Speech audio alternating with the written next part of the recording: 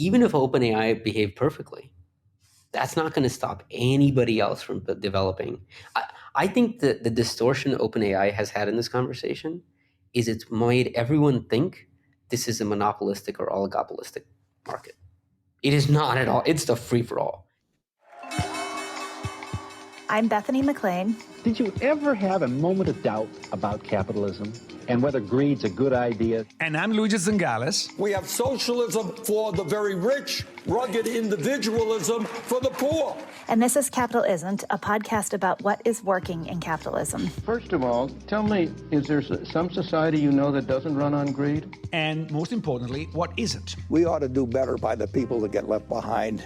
I don't think we should kill the capital system in the process. Obviously, what happened at OpenAI is part of the inspiration for this episode. The tech world has been thrown into chaos over the weekend when the company that gave us ChatGPT fired its CEO. Sam Altman, who has drawn comparisons to tech giants like Steve Jobs, was dismissed by the OpenAI board Friday.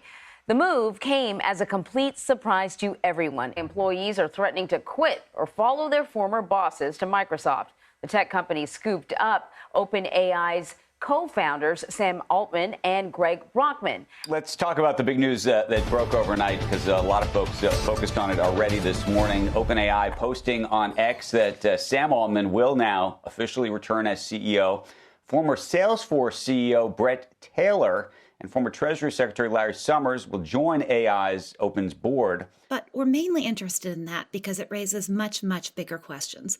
Namely, what are the best mechanisms to provide governance of AI? More broadly, how should we govern innovation? Or should we just not govern it at all? This is intimately connected to the idea of capitalism itself. After all, the decentralization of innovation decisions in the hands of people with money or can raise money is the essence of capitalism. Marx was actually a techno-optimist who loved the innovation occurring at his time, but he wanted to change the control of this innovation process. He wanted to put, at least in its ideal form, the control of innovation in the hands of workers. This is what the actually Soviets were about. Ironically, you can say that OpenAI is the ultimate Soviet firms. There is a group of workers who control the firm and their decisions. That is such an interesting way to think about it. In some ways, it's the flip side of the argument that the New York Times and others put forward in the wake of the coup or reverse coup at OpenAI. I guess coup and reverse coup at OpenAI, which is that capitalism won. But Luigi, actually come to think about it, I'm not so sure I agree with you.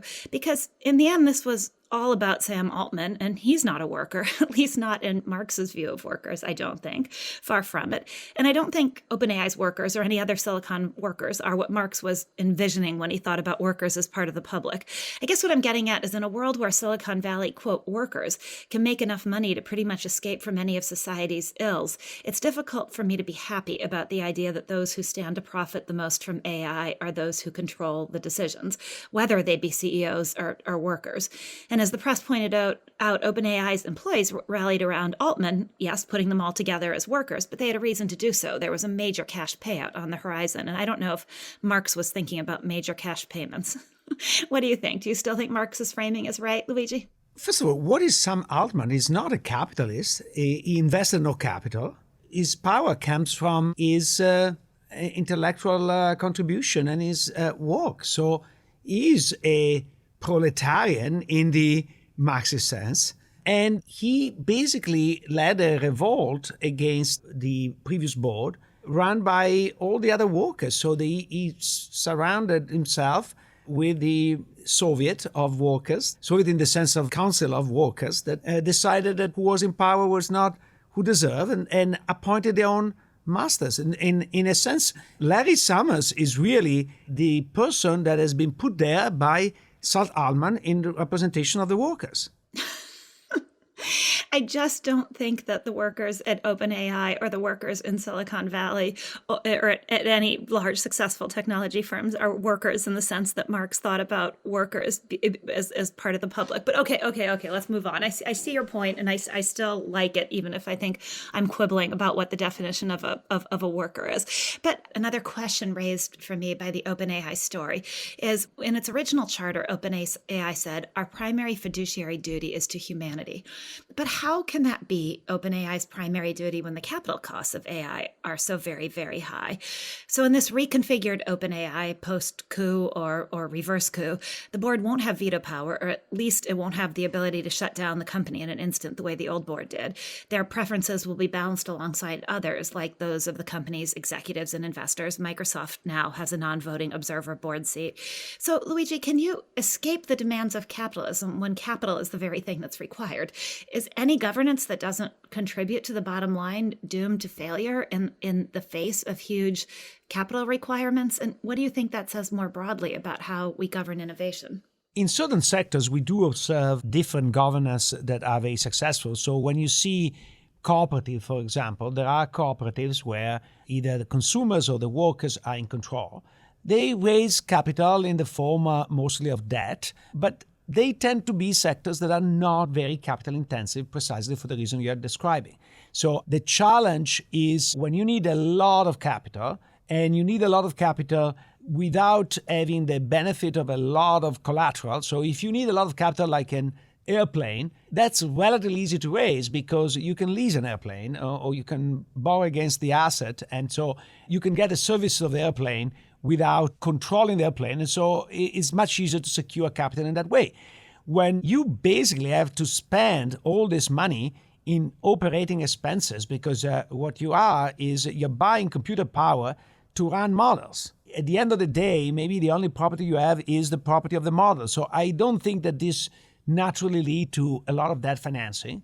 So you need to have equity financing, and equity holders want a return.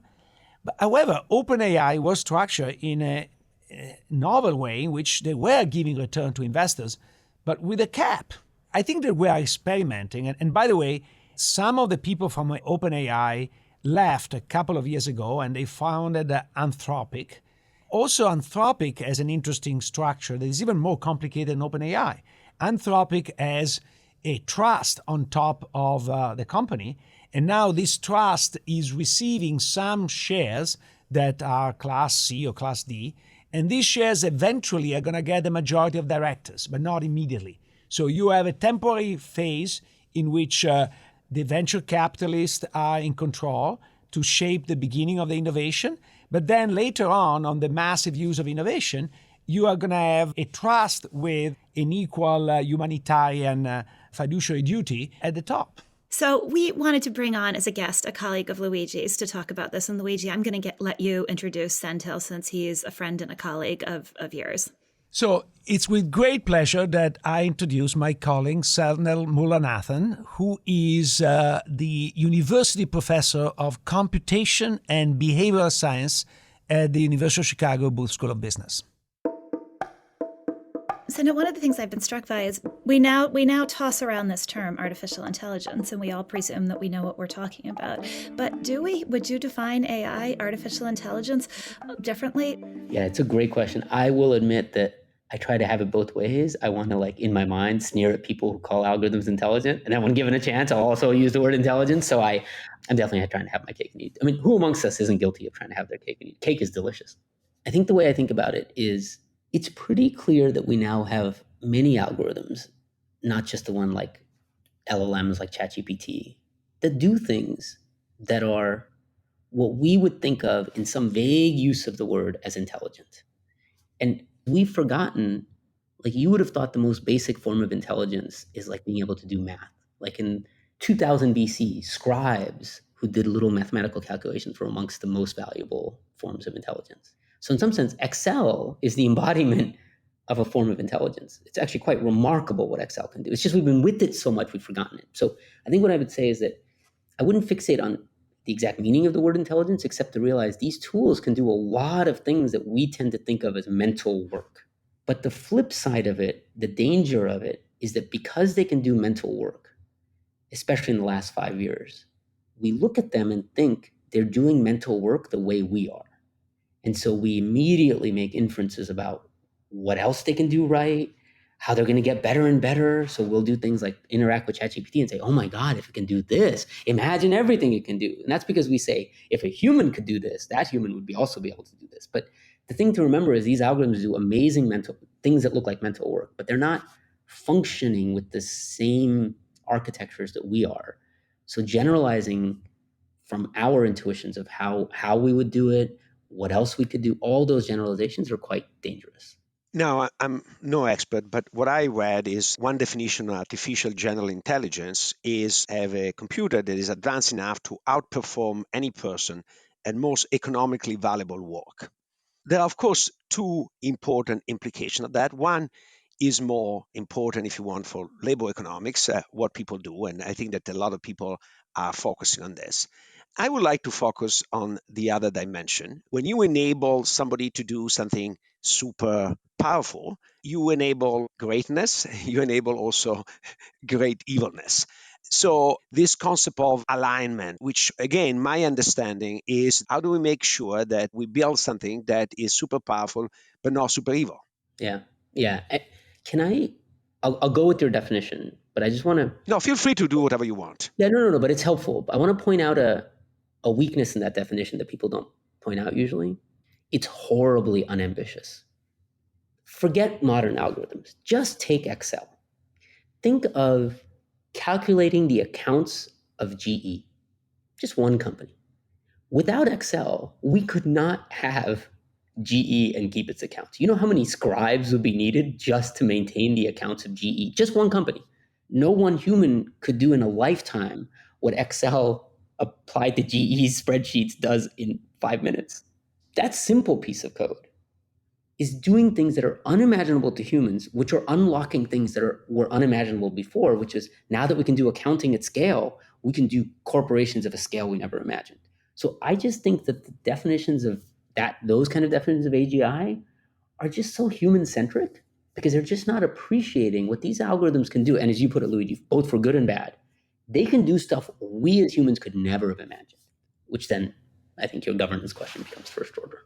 The big mistake everybody is making in governance is that they are acting like this is every other form of regulation we've encountered. Like, oh, okay, we're going to regulate, I don't know, it's a good example, a certain kind of derivative.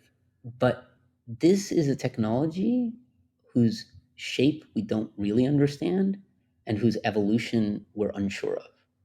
So to me, this is an extremely unusual moment. And maybe that you guys might know some historical analog. I'd love to hear it.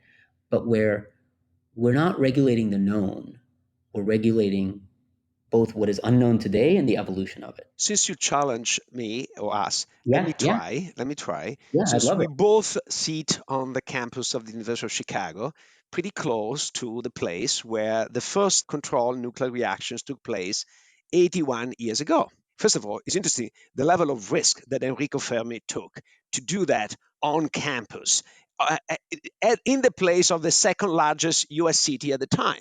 Okay?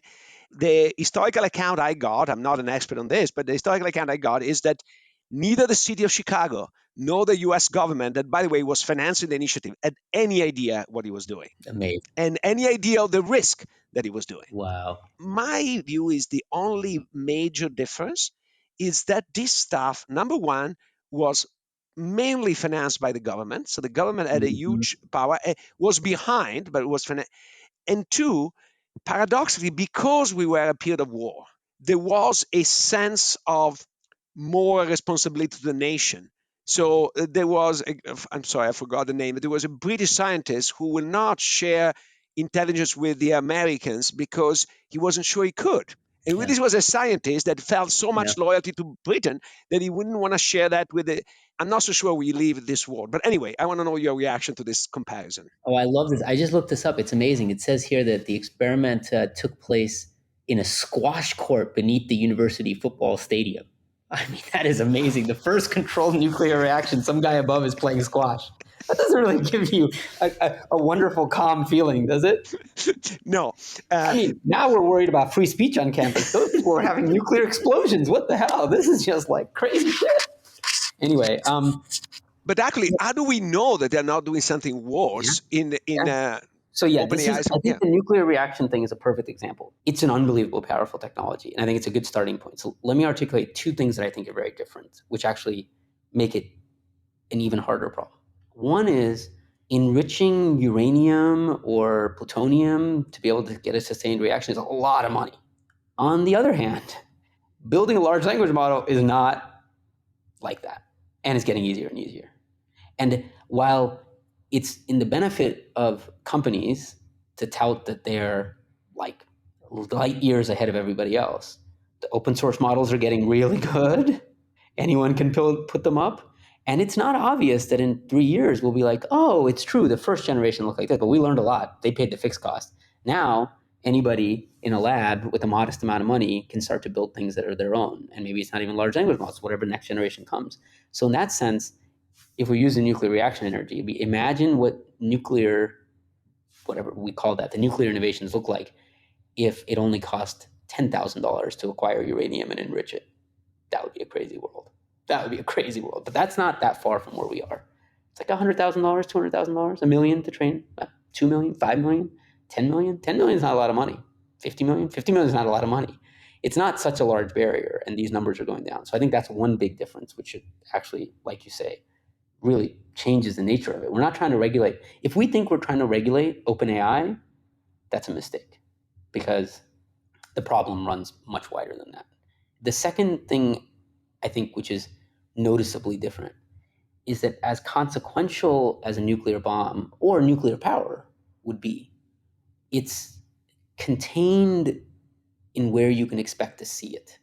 A nuclear bomb is an object you can drop on some location and have tragic consequences. These technologies have incredibly wide application. Think of what censorship now can look like in the modern era. Before, you used to have censors have to read stuff. Now, can you build algorithms that read everything anyone says and automatically censor? What about automatically, if you're a dictatorial regime, automatically find people that you should send your police after? So I think the width of applications, the breadth of applications, and the ubiquity of access makes this just such a complicated problem. And I don't want to understate the complexity of the problem, because I think what's happening right now on all the alignment stuff, all the stuff, is people are understating how hard the problem is, and thereby settling for what appear to be just, I don't know, find Band-Aids, like we've done something for the sake of saying we've done something. Like, these are hard problems. And so I think So I would have gone in a different and perhaps more prosaic direction than Luigi, and I would have pointed to our financial system, as exemplified by the global financial crisis in 2008, as an example that we don't understand and can't chart and can't figure out where things are going, because no one still to this day could tell you why a blow up in subprime mortgages affected every corner of the financial system. I mean, people have answers for what happened, but no one can chart out a linear math proof as to this did this and this did this and this did this. It was once again an explosion that then had all these unexpected ramifications. But so I think we have all these failures of regulation and of our predictive powers in the past in ways that make what's happening now perhaps a little more frightening. But when you say that we can't regulate and that we're understating the scope of the problem and just basically doing things to say we're doing something, then what do we do instead? Do we do nothing? Yeah, I love it. No. I think we should definitely do stuff. Sorry, I don't want to imply that. For me, I always just like to, first and foremost, pay respect to the complexity of the thing I'm solving. I love your finance example, though. Like, if you look at the history of financial regulation, it's not and you two would know much more about this, so I'd actually like to hear from you. My impression is, like, it was a sequence of unexpected shocks. Like, somebody invented the idea of a share in a company. And that led to like a bunch of weird bubbles. And that led to like a bunch of things where investors were getting fleeced. So then we had to regulate the sale of those shares and what a share could look like. Then that led to governance problems. And we had to regulate governance. And that led to, like, they all led to something weird. So like, but you asked the question about like, let me just throw out some proposals, and I'm curious what you all think. So one proposal that I've been fond of is, don't regulate the algorithm at all.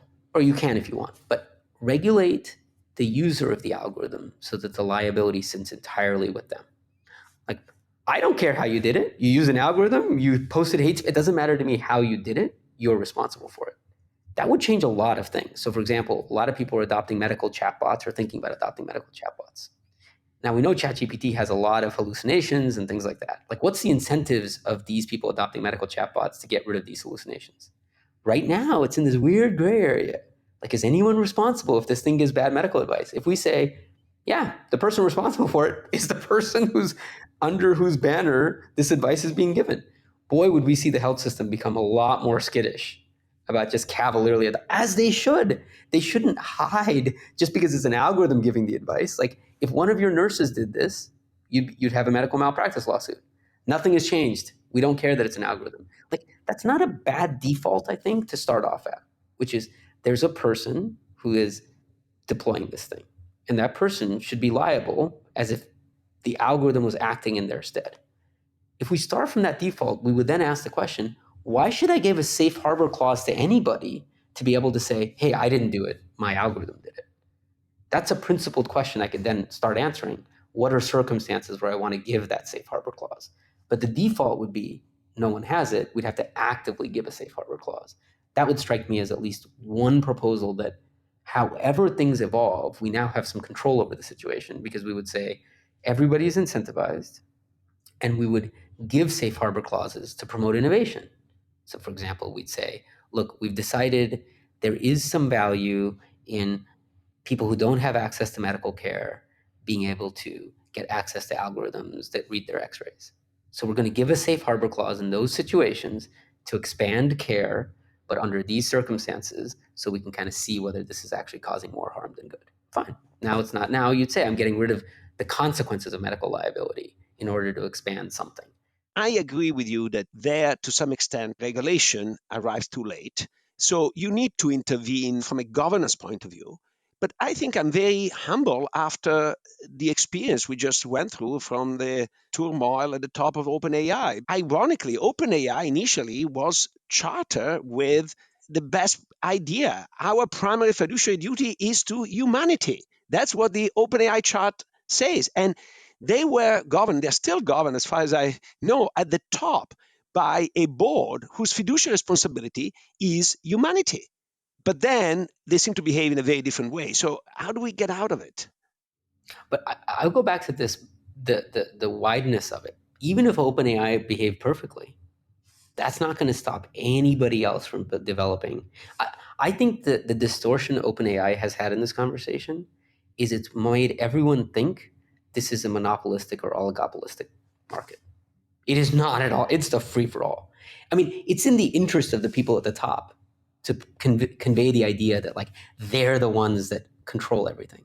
But it's very unlikely that that level of innovativeness is not going to be much more widespread. So I would even double down on your governance thing. Even if we could govern how OpenAI does this, Google does this, and whatever, take the top, Meta and how they all do this. There's going to be places in China that can, there are going to be places in Iran that can download and start running their stuff. They have great technical people. There is a Pandora's box problem here. I buy completely the fact that OpenAI is not a monopolist. But I don't believe this is a perfectly competitive market. If it was a perfectly competitive market, first of all, OpenAI did not need the $13 billion from Microsoft to develop. It could have remained happily a non-for-profit without raising that amount of money. Again, if this was a perfectly competitive market, when Sam Altman walked out or was forced out, and some of the employees or most of the employees was walking out, OpenAI say, no problem, we hire some other people.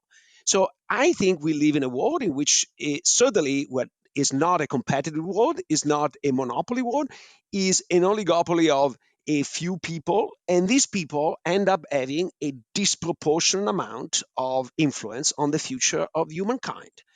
I think that the option of regulation works very well for this liability issue, but doesn't work very well to direct the future of this. In a sense, this is where I think we need governance, but I don't know exactly what governance we need, because, as you said, it's not just the governance of one individual, it's a broader governance. But paradoxically, I thought about this, and I was talking with my colleague Oliver Hart, and he told me that, if this situation had happened not in California, OpenAI had happened not in California, but in the state of Washington, how different would have been? Because we know that the state of California does not enforce the non-compete agreements, right? Yeah. And so I don't think that Sam Altman could have walked away and gone and worked for somebody else if he was working actively at Microsoft in the state of Washington. But in California, he could do that, and so could the 600 people who threatened to live with him. So paradoxically, but this freedom creates your problem on steroids. What's great about your thing is, okay, so let's create a fork. We'll do A and then B. So A is, let's assume this is an oligopoly. And I like the way you put it. If it's an oligopoly, we have at least a good corporate governance framework to think about. We have had many proposals in the past that we've toyed around with, and maybe it's time to figure out which of those might actually work, where we say, look, getting it to serve shareholders is hard, but doesn't just serve shareholder interests, but serve broader public interests. Like, do we have some board members who are tasked and appointed for the public interest? Do we have, like, we've had proposals like this, and I love the way you're putting it because now this feels like a manageable problem. What type of in the weeds regulations could we have involving, can an employee go from here and like actually go to non-compete? What kinds of monopsony are we allowed to have?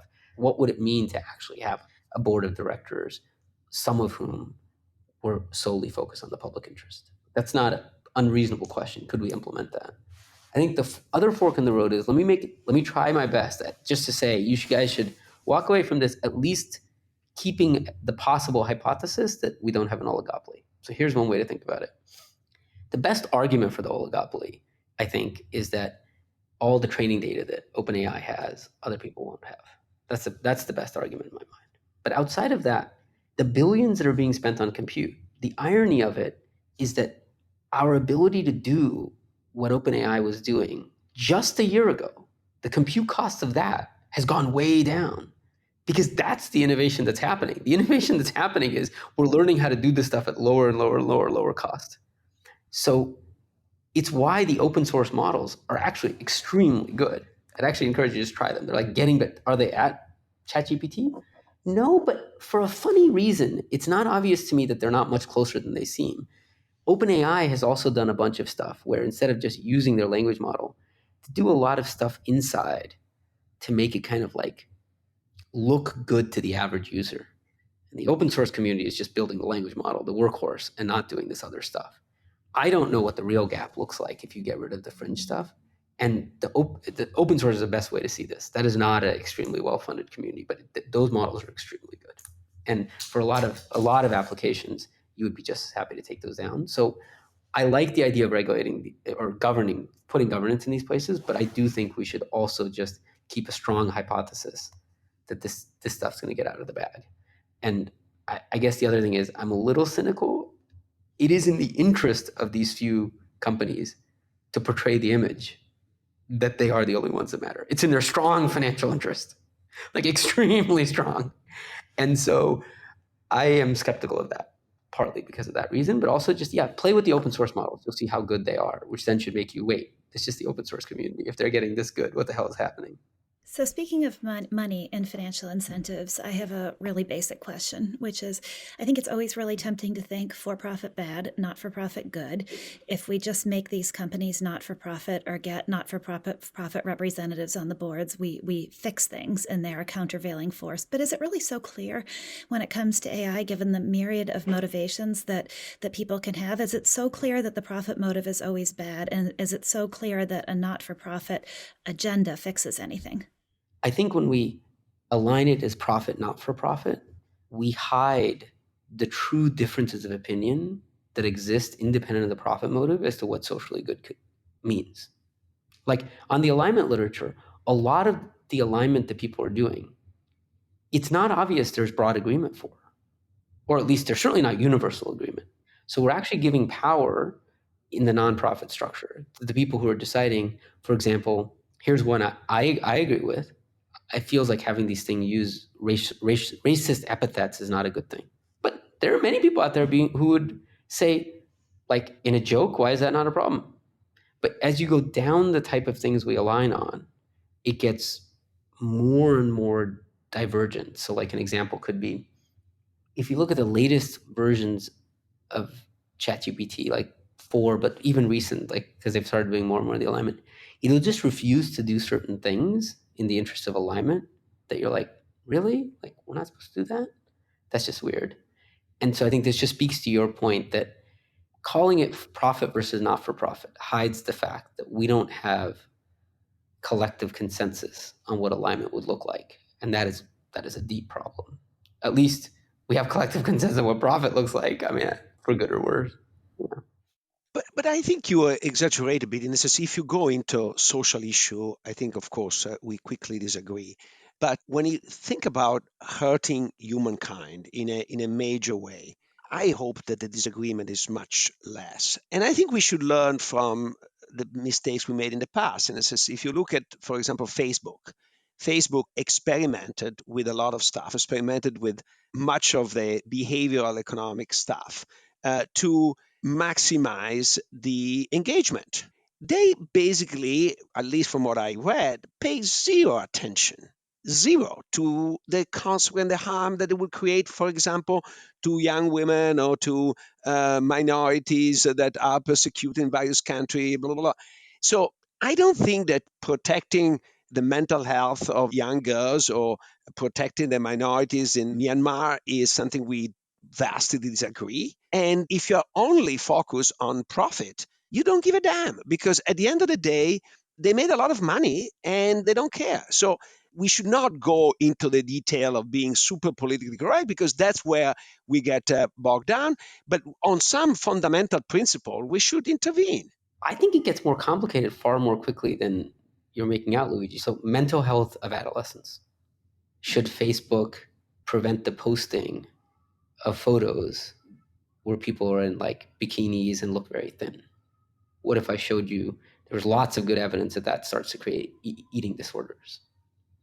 Now that seems all philosophical, but first it's actually real. It's a real concern. Like a lot of this, but like a real concern. It's like genuine mental health of teenagers are at play.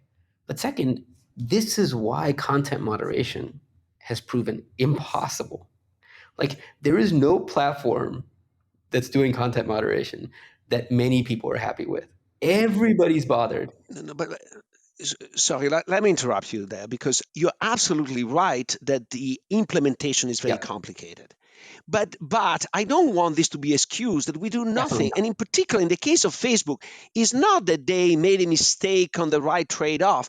They didn't even consider certain things. In a sense, and they, from the whistleblower evidence, they were brought to their evidence that this was problematic, and they pay zero attention. So now you're saying we are not on the first order condition of the right, but if you put zero weight, it's zero weight.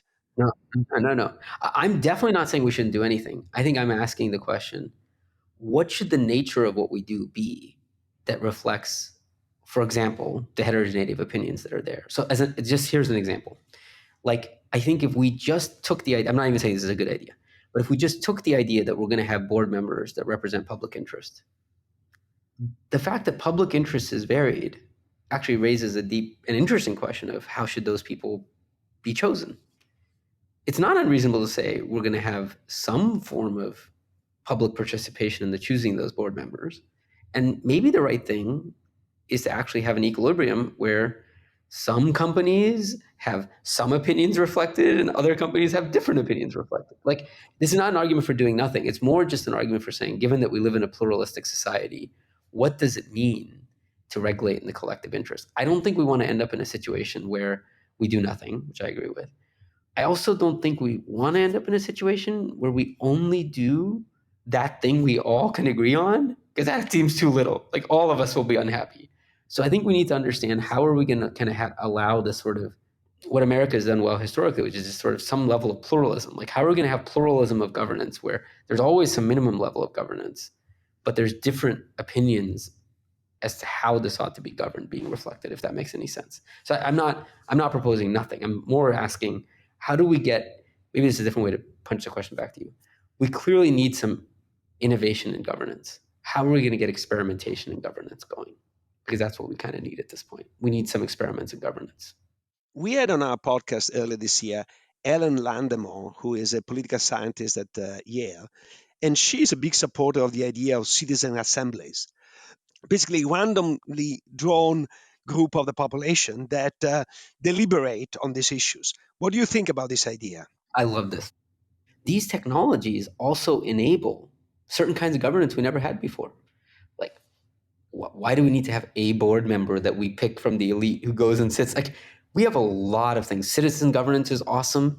We could have people making votes, a certain subsets of people on specific design choices, on specific alignment questions. There's just so much that you could imagine doing. And I think that it's going to require some amount of just trying and seeing what happens. And if there was a way we could encourage either in the AI space or not even in the AI space, like let's just pick a traditional sector. Like what would it mean to have citizen governance in, I don't know, utilities? Like that's been a persistent question. Utilities are supposed to be in the public interest. We have some regulator. What would it look like to have some governance innovation in the utility sector? That'd be kind of interesting. Like no one's going to bother us because it's still just electricity, gas, and water. But at least we'd have like a place where we tried stuff and we gotten some like citizen governance or other stuff. I'm sure if we scoured, we'd find some really direct voting on specific issues would be interesting. Like shareholder proposals never get people to vote. Could we actually really radically expand the voting in those areas? Like there's cool stuff that could happen. And it feels like this one's awesome. This is great. Oh, this is super interesting.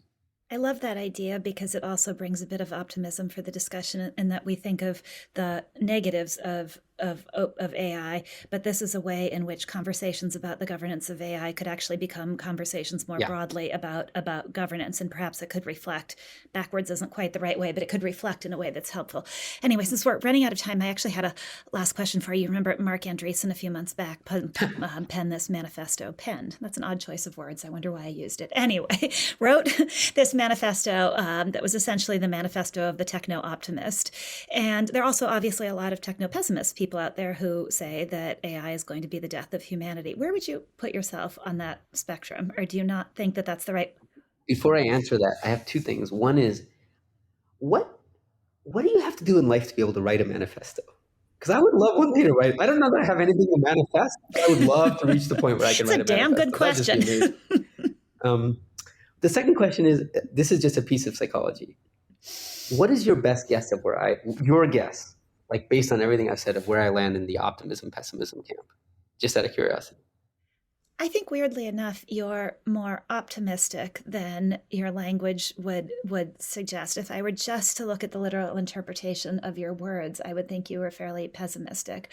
But perhaps it's your tone, or perhaps it's something else. I get a sense of optimism. You're totally right. I am just so basically optimistic. Like my view is these technologies are going to make us all better off, for sure. The question is, how do we make sure that happens? Because there is risk associated with them. And for me, governance, regulation, it's all just a way to get us to what I think is a really good state that we couldn't imagine before. That's not to minimize the risk, but I think I'm fundamentally optimistic that there's a much better world out there because of these technologies. And for me, that's what keeps me, that's what makes me excited about governance or regulation, because I feel like it's stuff in the service of getting us to good places we couldn't otherwise get to. If I was genuinely thought these technologies on net were just bad, that would just be depressing activity to engage in, because all you're trying to do is hammer out and prevent bad stuff from happening. And that's fine. That's policing, I guess. But policing seems like a tough life. Whereas here, I think we're enabling I think a lot of the problems we face, inequality, even psychological problems, depression, I just think these technologies enable so many good things. If we can just avoid the bad, I'll read this manifesto now to see what this guy has to say. If I have 1 extra minute to ask my last question, because you are discussing that you're in favor of citizen governance, etc. You have been a colleague for many years of Larry Summers, who has been appointed on the board of OpenAI. To what extent you think that he can represent citizen governance? To what extent, what is the signal that is sent? Because Reagan used to say personnel is policy. So what policy is embedded in that choice? Obviously, the good thing for us about having someone like Larry Summers is that whatever one may think of his policies, or like it or dislike it, he's not someone you imagine is going to be easily corruptible. He's got his own thing. But if I put on my skeptical hat, I would think that the reason they pick Larry Summers, if I were head of OpenAI, here's what I would have done. I would have said, there's a lot of people talking about government regulating us. What we really need is someone who knows how to talk to these people in government, because we don't know how to talk to them, and has a lot of connections. And we need someone like that on the board so they can go and do that for us. That's how I would have picked. When you look at it that way, he's a great choice. Now, Larry Summers has enough of a personality, he's going to try and influence you. That's fine. That's the tit for tat that you're taking on. But I'm pretty sure that you are not bringing him on so that he can influence you. You would be bringing him on because you're like, how do we keep these people in Washington off of our back so we can continue to do whatever it is we want to do? Maybe that's too cynical, but No, you're saying it's a great choice for OpenAI, but it's a great choice for humanity. I think of the set of people that they could have picked for this purpose, put aside what anyone thinks of his policy preferences. I just think it's really important. Like, you remember this literature, Luigi, on like sort of board members that quickly become like taken over as insiders because they become buddy. But the thing people dislike most about Larry Summers is that he has his own viewpoint and will say it, and it'll annoy people.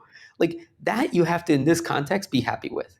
First, if you're going to fill that role, filling it with someone that I feel confident is not going to be subverted has huge value, whatever you think of his policies. So I'm happy with that.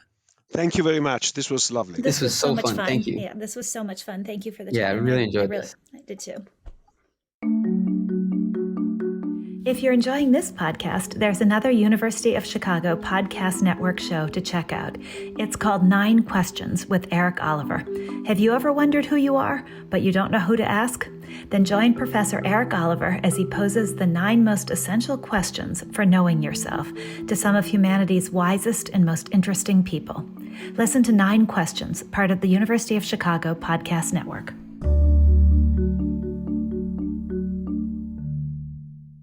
Luigi, what did you find the most interesting? Did Sendhil, since you know him, I want to start by asking you if you found anything surprising in what, or unexpected in what he said. Yeah, I actually found very surprising how optimistic he is. I took in a negative direction his claim that is so competitive everywhere that basically you can't regulate. First of all, I think that that's factually wrong. I spent a few hours after the conversation to search, and I asked a couple of colleagues, and the answer is no. In fact, what used to be OpenAI, as Elon Musk says, is now closed AI. So it's not that I can take the models of OpenAI and apply myself. And certainly if I am in Saudi Arabia or in Iran, I cannot easily catch up with what's happening in OpenAI. But even in the United States, there seems to be a limited amount of capacity of chips and power. So even money might not be enough to get you what you want, let alone if you don't have money. So the fact that OpenAI required, $12 billion to get started, and even Anthropic, which is a competitor, went and raised a lot of money. The biggest issue seems to be the money that you invest. So my understanding is any sector with a lot of capital investments are sectors that tend to be oligopolistic. And so the idea that competition from abroad will undermine any kind of ability to regulate, I think is wrong. That's interesting. I don't know. I could make an argument that the field is still fairly open today, although I don't know. That actually would be a really interesting question as a journalist to go and investigate. But I can certainly see that what you're arguing will become true, that it will become a winner-take-all business, because the company that is doing the best AI will get the most investment, which will enable it to continue to do. It will be like Google all over again. And so I certainly can see how I would believe in your direction eventually. I think the idea that anybody can do, I think is wrong. And also that sometimes is a very important strategic choice where you might argue that is not bad in absolute sense, but certainly concentrate the rent a lot. And it's as we have seen Web 2.0, an enormous concentration of power and rents in a few platforms. The strategic choices are very important. The internet was born much more decentralized because the design of innovation was in the hands of the government at the time. And so the government made a level playing field. And the moment the internet was privatized, led pretty quickly to an enormous amount of concentration. And here we are in a world in which some actors benefit tremendously from an open internet. It would be difficult to train OpenAI without Wikipedia. OpenAI basically free ride on Wikipedia, but then privatize all the profits coming from that. And I think that that's part of the problem. Well, I actually have, this is a tangent. It's not just a little tangent, it's a big tangent, but I actually have this argument, and I'm going to put it out there because maybe our listeners or you can either agree with me or disagree with me, which is that OpenAI could be the savior of journalism. That does risk making it more of an oligopoly because it ups the amount of capital that would be required. And what I mean by that is that AI, in order to be successful going forward, ChatGPT, whichever agent you think of, is going to need access to the New York Times, to the Wall Street Journal, to local newspapers, because it has to. If it doesn't get access to them, then it can't be up to date, and it can't deliver the information and the research that people are going to be looking for. So in a sense, the media has an opportunity to do it again and do it right this time by requiring huge subscriptions from any AI agent that wants to access their publications. And so AI, in a very strange way, could end up being the savior of journalism. What do you think about that? But this is again where the market structure is really, really important, because imagine for a second there is only OpenAI. The bargaining power is all on the side of OpenAI. So if I open AI, can I live without a New York Times? Yes. If I have the Wall Street Journal and the Guardian and everybody else, I can live without a New York Times. And so if the New York Times charged me an arm and a leg, I said, you know what? Not only I don't report you, but I will make sure you become irrelevant. Because I will have an algorithm that try to bypass any information from the New York Times. And try, at the end of the day, the New York Times would be forced to sell for not very much. And we know this discussion because some of that has taken place in Australia and now it's taking place in Canada on the issue of news between Facebook and Google on the one hand and the government on the other hand. They're trying to force Facebook and Google to pay some for all the news they get. Even with the intervention of the government, it's not clear that things are going the right way, particularly in Canada. So when you have a very concentrated market position, I'm not so sure that will be the solution. Yeah, I guess you're right that it does depend on that my optimism does depend on the market structure, which brings us back to where we were. So one thing we touched upon in our conversation with Sendhil was our previous guest, Helen Landemore, and her ideas about how to govern AI. She's the professor of political science at Yale, who we had on to talk about citizen assemblies as a way of reforming democracy. And I thought her ideas, which we touched upon briefly, that citizen assemblies are the right way to govern AI. I don't know. Maybe it's unworkable. Maybe it's naive in a world where, back to these capital requirements that AI has. But I really liked her ideas. Yeah, particularly the potential application to firms. So think about OpenAI. You were saying with a little bit of skepticism this issue of fiduciary duty to our humankind. And your skepticism is because you say, how do we actually implement it? First of all, what is humanity and how does humanity speak with a common voice? And the United Nations are not doing particularly well. They're not even really representative of humanity, at least not one person, one vote, and so on and so forth. So I think our idea applied to OpenAI in general to firms is to actually have some random sample of the population of interest, so in this particular case would be humanity, and have humanity deliberate with the appropriate provision of information. So create a citizen assembly of humankind that deliberate what they want from AI. Yeah, I think that makes a ton of sense. I don't know if it's doable, but I really like that application of her thinking. And of course, I really like it when previous guests we've had on and on this podcast turn out to have relevant thoughts for other things. I like that cross-fertilization, I guess, for lack of a better way of putting it. I think the issue of Larry Summers, because Sendhil was incredibly clever, and what he said is absolutely correct. What I think he left out is that Larry Summers is famous for being a super aggressive pro-technology guy, very much in favor of let it rip as fast as possible, because it will bring so many innovation and so many benefits. Everything else is collateral damage. And I think it's a legitimate position. I disagree, but I think it's a legitimate position.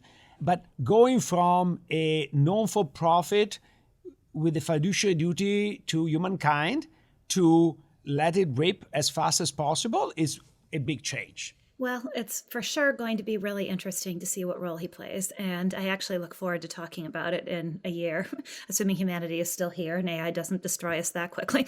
But I really actually look forward to circling back, because the only other, I hear you on that, and that worries me too.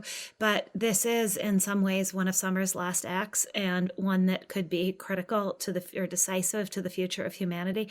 And you can believe that even ego-wise, he is going to want to get it right, and that his mindset, his pre-existing beliefs may be that getting it right is letting it rip, but it is such a big question, and it will be carried out in such public fashion with every move scrutinized, that it's not as if he's in the shadows pulling strings over something that nobody really thinks matters.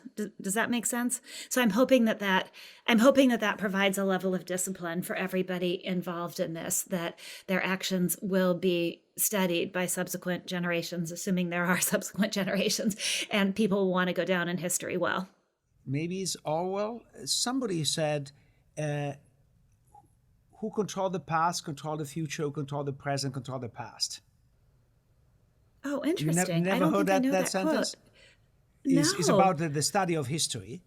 And okay. And I was wondering about this, because you say maybe humankind will not end with OpenAI.